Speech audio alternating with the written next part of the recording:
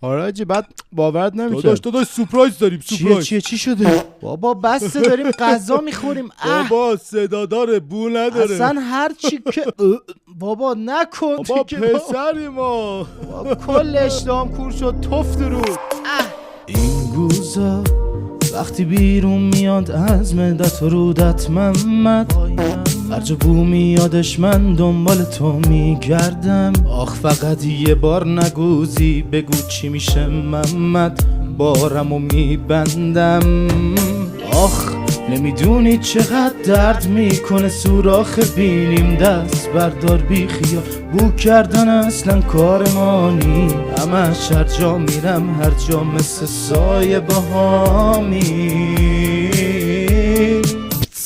اوه حاجی این بدون صدا بود، فرار کن. اینجوری نکن با من 3 ماه به خاطر تو آسم دارم. آره دارم نامرد، بیا بسازیم این رفاقت رو با هم دوباره با هم. بابا بس دیگه، من تو فاضلاب زندگی میکنم این قبول نمیاد. خیرت بده. اگه گذاشتیم یا آهنگ ضبط کنیم. کفت ببخشید.